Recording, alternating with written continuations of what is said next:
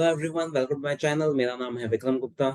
आज के इस वीडियो में हम स्टार्ट करने जा रहे हैं क्लास 10th का फर्स्ट चैप्टर रियल नंबर्स। अगर आपने चैनल को सब्सक्राइब नहीं किया है तो प्लीज सब्सक्राइब कर लें। तो चलिए स्टार्ट करते हैं आज का वीडियो।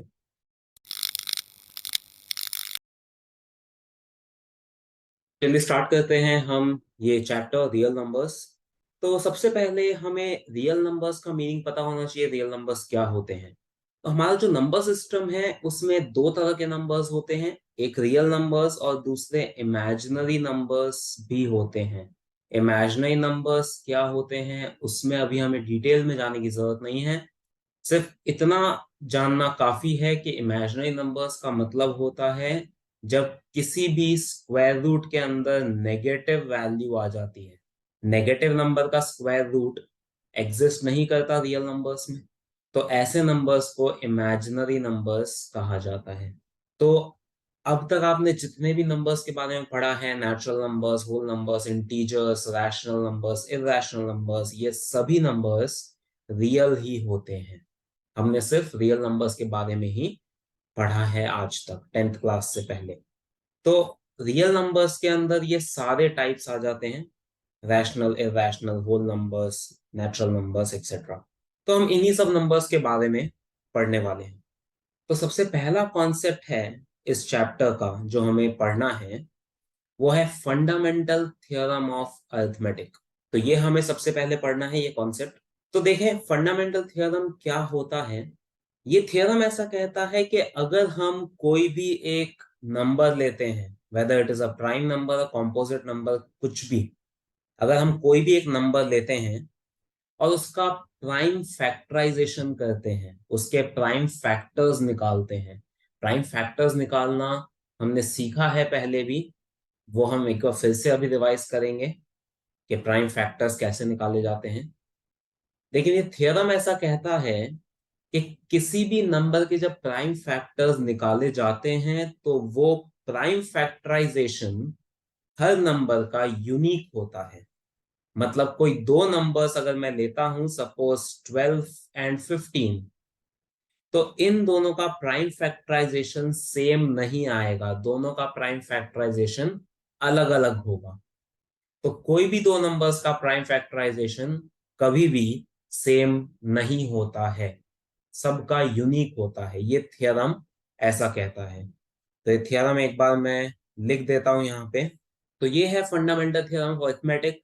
देखें इसमें क्या लिखा है, every composite number can be expressed which means factorized as product of primes। किसी भी कॉम्पोजिट नंबर को हम उसके प्राइम फैक्टर्स के प्रोडक्ट के फॉर्म में लिख सकते हैं। And this factorisation is unique. ये जो फैक्टराइजेशन होगा ये यूनिक होगा, मतलब और किसी नंबर का ऐसा प्राइम फैक्टराइजेशन नहीं होगा apart from the order in which prime factors occur. इसका क्या मीनिंग है वो मैं बताता हूं, इस लाइन का क्या मतलब है वो अभी हम देख लेते हैं। तो मैं एक एग्जांपल लेकर बताता हूं। सपोज मैंने नंबर लिया है 12। इसका जब हम प्राइम फैक्टराइजेशन करते हैं, हमने इस तरह का मेथड सीखा है कि 12 को पहले हम डिवाइड करेंगे उसके किसी भी एक प्राइम फैक्टर से। तो 12 का स्मॉलेस्ट प्राइम फैक्टर अगर ले लेते हैं हम, जो होता है 2, तो अगर हम 2 से डिवाइड करें इसको तो हमें मिलता है 6। अब हम 6 को डिवाइड करते हैं फर्दर 2 से, 6 का भी स्मॉलेस्ट प्राइम फैक्टर 2 होता है, तो हमें मिलता है 3। और फिर 3 को हम 3 से ही डिवाइड करेंगे, उसका और कोई प्राइम फैक्टर है ही नहीं, तो हमें मिलेगा 1। तो यहाँ आप देख सकते हैं हमारे पास 12 के प्राइम फैक्टर्स क्या क्या आ गए हैं, एक 2, फिर से 2, और फिर 3। तो मैं यहाँ पर 12 को लिख सकता हूँ 2 into 2 into 3। ये हो गया इसका प्राइम फैक्टराइजेशन, जिसको मैं ऐसे भी लिख सकता हूँ 2 square into 3। 2 into 2 को मैंने 2 square लिख दिया और 3 को सेम लिखा। तो ये आया 12 का प्राइम फैक्टराइजेशन। तो ये थ्योरम कहता है कि किसी भी नंबर का प्राइम फैक्टराइजेशन 12 के अलावा कोई भी नंबर लेते हैं तो उसका प्राइम फैक्टराइजेशन ये नहीं आ सकता, 2 square into 3 नहीं होगा, कुछ और होगा लेकिन ये नहीं होगा। तो यही लिखा है इस थ्योरम में, every composite number can be express as a product of primes. ये हमने प्राइम नंबर्स का प्रोडक्ट लिखा है 12 को, and this factorisation is unique, ये फैक्टराइजेशन यूनिक होगा, मतलब और किसी नंबर का ये फैक्टराइजेशन नहीं होगा। अब इस लाइन का मतलब ये होता है apart from the order in which prime factors occur, इसका मतलब होता है कि 12 को हम इस तरह से लिख सकते हैं 3 × 2²। तो ये दोनों चीजें सेम ही है, ये जो मैंने लिखा है 2² × 3 और ये 3 × 2², दोनों सेम ही है। आप इन दोनों को अलग अलग प्राइम फैक्टराइजेशन नहीं कह सकते। तो ये होता है इस लाइन का मीनिंग कि बस इनका ऑर्डर चेंज हो सकता है, लेकिन ऑर्डर चेंज करने से प्राइम फैक्टराइजेशन चेंज नहीं होता, वो तब भी सेम ही रहता है। तो बस ऑर्डर चेंज किया जा सकता है, लेकिन फैक्टराइजेशन तब भी वही रहेगा जो पहले था, 2² × 3। यहां पर भी 2² × 3। तो ये है फंडामेंटल थ्योरम ऑफ अरिथमेटिक कि किसी भी नंबर का प्राइम फैक्टराइजेशन यूनिक होता है, बस ऑर्डर चेंज कर सकते हो, लेकिन ऑर्डर चेंज करने से फैक्टराइजेशन चेंज नहीं होता। तो अब हम इस थ्योरम की मदद से दो या उससे ज्यादा नंबर्स का एचसीएफ और एलसीएम निकालना सीखेंगे कि किस तरह से हम कुछ नंबर्स का एचसीएफ और एलसीएम फाइंड कर सकते हैं by using fundamental theorem of arithmetic. तो अब मैं एक एग्जांपल लेकर बताता हूं कि किस तरह से हमें एचसीएफ एलसीएम फाइंड करना है। सपोज मैं दो नंबर्स ले रहा हूं 24 और 60। ये दो नंबर्स हैं, इन दोनों का एचसीएफ और एलसीएम दोनों निकालना है हमें बाय यूजिंग प्राइम फैक्टराइजेशन। तो सबसे पहले हम दोनों को प्राइम फैक्टराइज कर लेते हैं, अभी जो हमने पीछे मेथड सीखा उसी की मदद से। 24 को हम डिवाइड करेंगे 2 से, 24 का स्मॉलेस्ट प्राइम फैक्टर 2 होता है, तो हमें 12 मिलेगा। फिर 12 को हम डिवाइड करेंगे 2 से, तो 6 मिलेगा। फिर 6 को हम डिवाइड करेंगे 2 से, तो 3 मिलेगा। 3 को फिर हम डिवाइड कर देंगे 3 से, तो आएगा 1। तो हमारे पास 24 का प्राइम फैक्टराइजेशन आ गया 2³ × 3। यहां पर आप देख सकते हैं 2 3 बार है तो 2³ और 3 एक बार है तो ×3। इसी तरह से हम 60 का प्राइम फैक्टराइजेशन करते हैं। तो 60 को हम 2 से डिवाइड करें अगर, तो मिलेगा 30। फिर से 2 से डिवाइड करते हैं तो आएगा 15। अब 15 का स्मॉलेस्ट प्राइम फैक्टर होता है 3, तो 3 से डिवाइड करेंगे तो आएगा 5। और 5 को हम फिर से 5 से डिवाइड करेंगे तो आएगा 1। तो अब हमारे पास 60 का प्राइम फैक्टराइजेशन आएगा 2² × 3 × 5। 2 दो बार है इसलिए 2², 3 और 5 एक एक बार है। तो ये हमारे पास प्राइम फैक्टराइजेशन आ गया दोनों नंबर्स का, 24 और 60 का। अब देखें हम एचसीएफ और एलसीएम कैसे निकालेंगे। तो एचसीएफ के लिए आपको ये याद रखना है कि दोनों नंबर्स में, ये जो दो नंबर्स हैं इन दोनों में जितने भी कॉमन फैक्टर्स हैं, ये लाइन इंपॉर्टेंट है, ध्यान से सुने, दोनों नंबर्स में जितने भी कॉमन फैक्टर्स हैं उनकी स्मॉलेस्ट पावर लेनी है हमें। वो मैं लिख देता हूं यहां पे, smaller power of common factors. Common factors की स्मॉलर पावर हमें लेनी है एचसीएफ के लिए। तो देखें, अगर यहां पर कॉमन फैक्टर देखा जाए तो एक कॉमन फैक्टर तो 2 है, 2 कॉमन फैक्टर है दोनों में। 2 की पावर यहां पर तो 3 है और यहां पर 2 है, तो स्मॉलर पावर कौन सी होगी, यही होगी 2²। तो हमें जो कॉमन फैक्टर है 2 एक कॉमन फैक्टर है, दोनों के फैक्टर्स में 2 तो आ रहा है और उसकी स्मॉलर पावर है 2, ये वाली पावर। तो इसलिए हम एचसीएफ के अंदर 2² लेंगे। कॉमन फैक्टर 2 है तो उसकी छोटी पावर हम लेंगे 2³ और 2² में छोटा होता है 2², तो वो हमने यहां लिख दिया। और इसी तरह से दोनों में 3 भी एक कॉमन फैक्टर है, दोनों के फैक्टर में 3 आ रहा है। यहाँ पे 3 की पावर 1 है, यहाँ पे भी 3 की पावर 1 है। जब कोई पावर नहीं होती है तो हम पावर को 1 मानते हैं, पावर कुछ नहीं लिखा है मतलब इसका मतलब है पावर 1 है। तो दोनों ही नंबर्स में 3 की पावर है 1, इसमें भी 3 पावर 1 है, इसमें भी 3 पावर 1। तो जब हम एचसीएफ में 3 लिखेंगे तो हम उसकी पावर 1 लिखेंगे, क्योंकि दोनों की पावर सेम है, कोई छोटी या बड़ी पावर नहीं है। जब कोई पावर छोटी और बड़ी होती है, जैसे 2 के केस में था, तो हमने छोटी वाली पावर यहां पर लिखी 2 स्क्वायर। जब दोनों में ही 3 की पावर सेम है तो हम वही पावर लिख देते हैं एचसीएफ में। तो हमने यहाँ पर लिखा 3 पावर 1। और 5 आप देख सकते हैं 24 के फैक्टर्स में 5 नहीं है।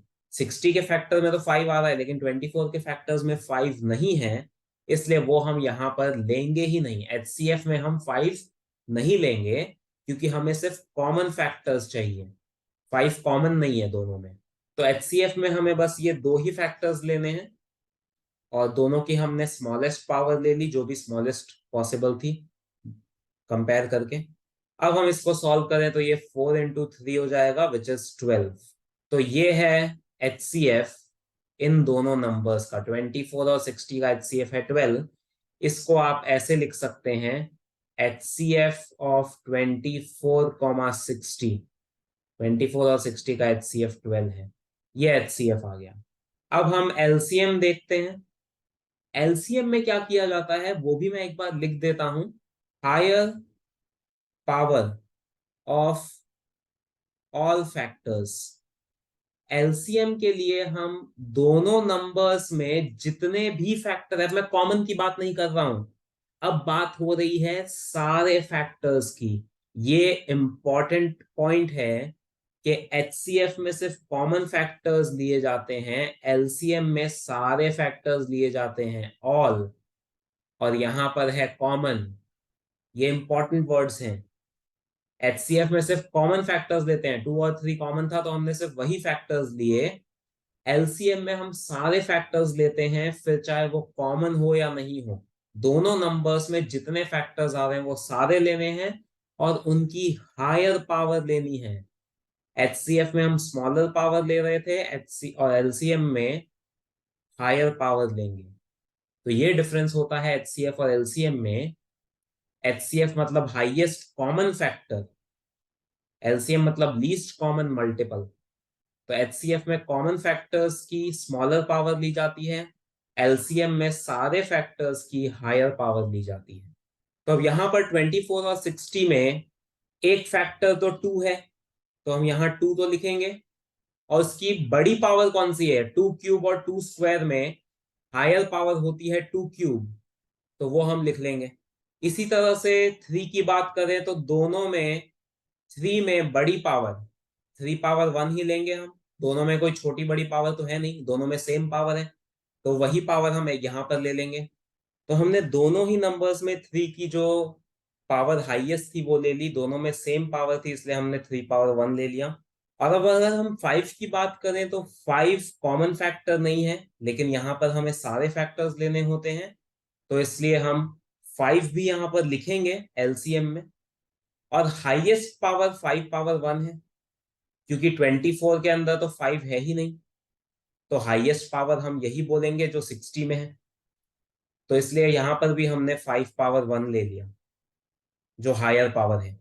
अब हम इसको सॉल्व कर लेते हैं। तो ये 2 क्यूब होता है 8, 3 इंटू 5 होता है 15, 15 इंटू 8 आ जाएगा 120। तो ये है एलसीएम 24 और 60 का। इसको हम लिख देंगे इस तरह से, एलसीएम ऑफ 24, 60 इक्वल्स टू 120। तो इस तरह से हम कोई भी दो नंबर्स का एचसीएफ और एलसीएम निकाल सकते हैं। तो ये जो दो फॉर्मूलेस लिखे हैं मैंने, ये इंपॉर्टेंट है एचसीएफ और एलसीएम निकालने के लिए, ये याद रखना है हमें। एचसीएफ में कॉमन फैक्टर्स की स्मॉलर पावर, एलसीएम में सारे फैक्टर्स की हायर पावर। यही सेम मेथड हम दो से ज्यादा नंबर्स के लिए भी अप्लाई कर सकते हैं। अगर हमारे पास 3 नंबर्स हैं तो भी हम सेम मेथड यूज कर सकते हैं। हम तीनों नंबर्स का प्राइम फैक्टराइजेशन करके ये सेम फॉर्मूला अप्लाई करेंगे। तो इस तरह के क्वेश्चंस भी हम एग्जांपल्स में देखेंगे। अब हम पहले एक रिलेशन डिस्कस कर लेते हैं एचसीएफ और एलसीएम में। एचसीएफ, एलसीएम और ये जो गिवन नंबर्स है, इन सब के बीच में क्या रिलेशन होता है वो हम डिस्कस कर लेते हैं। तो देखिए, रिलेशन कुछ ऐसा है कि अगर हमारे पास नंबर्स हैं ए और बी, ये दो नंबर्स हैं, इनका जब हम एचसीएफ निकालते हैं, HCF of A and B, और एलसीएम निकालते हैं, LCM of A and B, तो इन दोनों का प्रोडक्ट HCF और LCM का जो प्रोडक्ट आएगा, मल्टीप्लाई करने पर जो वैल्यू आएगी, that will be same as A into B। इन दोनों नंबर्स को भी मल्टीप्लाई करने पर वही वैल्यू मिलेगी जो HCF और LCM को मल्टीप्लाई करने से मिल रही है। ये होता है relation between HCF, LCM and the given numbers. HCF और LCM का प्रोडक्ट गिवन नंबर्स के प्रोडक्ट के इक्वल होता है। ये एक इंपॉर्टेंट रिलेशन है। इसका यूज कैसे होगा वो हम देखेंगे क्वेश्चंस में। तो अगर हम इस क्वेश्चन में ये फॉर्मूला, ये रूल अप्लाई करके देखें तो देखें, HCF और LCM को अगर मैं मल्टीप्लाई करता हूं, HCF of 24 and 60 multiplied by LCM of 24 and 60, हमारे पास HCF आया था 12 और LCM आया था 120। तो इन दोनों को जब हम मल्टीप्लाई करेंगे तो हमें आंसर मिलेगा 1440। ये आया HCF और LCM का प्रोडक्ट। अब हम जो गिवन नंबर्स है 24 और 60, उन दोनों को मल्टीप्लाई करते हैं तो इन दोनों का प्रोडक्ट भी सेम आता है 1440। तो यहां आप देख सकते हैं ये दोनों वैल्यू सेम आ रही है। तो मैं कह सकता हूं HCF multiplied by LCM equals to product of 24 and 60। तो यहां पर ये फॉर्मूला अप्लाई हो रहा है। ये जो मैंने फॉर्मूला लिखा है ये सिर्फ 2 नंबर्स के लिए ही एप्लीकेबल है। आप 3 नंबर्स में ये फॉर्मूला अप्लाई नहीं कर सकते। तो आज के वीडियो में बस इतना ही। अब नेक्स्ट वीडियो में हम फर्स्ट एक्सरसाइज से पहले के एग्जांपल्स करेंगे। आज हमने कॉन्सेप्ट कर लिया है इस एक्सरसाइज का। अगर ये वीडियो आपको पसंद आया तो लाइक और शेयर करें और चैनल को सब्सक्राइब करें। Thank you.